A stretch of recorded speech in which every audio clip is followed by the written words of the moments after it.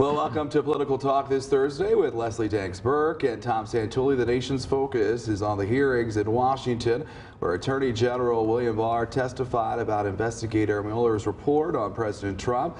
Leslie, what have we learned through this testimony that we didn't learn already?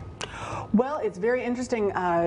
William Barr testified yesterday that he did not fully review the evidence before he issued his statement on the report. And that's of particular interest because the Justice Department is usually united, right? Usually, I mean, it's like two parents when you're talking with your children, you generally try to present a united front. But what we're seeing as the American public right now is that there is this feud between Barr and Mueller. And the two of them seem to be going back and forth in sort of a he said discussion. And I find that of real interest. Tom, the Attorney General was declined to testify today. Do you think that was a good move or a bad move? Well, first of all, it was voluntary. I mean, I'm sure if they subpoena him, he will be there. You know, I mean, I look at things always a little differently sometimes. I looked at it as political theater. I watched it yesterday.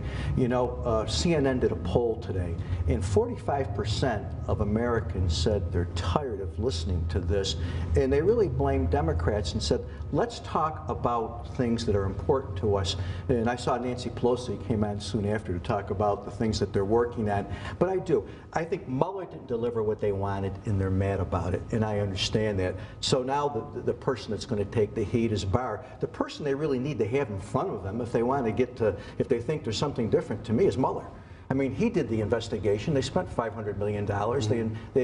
Listen, here's my personal opinion. Nothing will come out of this other than everyone, you know, this is about the next election. And this is going to go on until 2020. They hate Trump. And they do, and I just don't think there's any resolution to Well, this. you know, one thing that the report did establish, and that we still know, is that the Russians interfered in the 2016 election, and they're planning to do it again. That's not in dispute.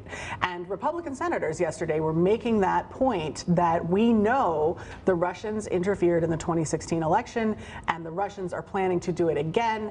How are we going to move forward on that very important point of preserving our democracy? That's important. I mean, that really is it. And that's what we should be talking about, in my opinion. That's good. Well, on that note, we thank you. Thank you both for the commentary today.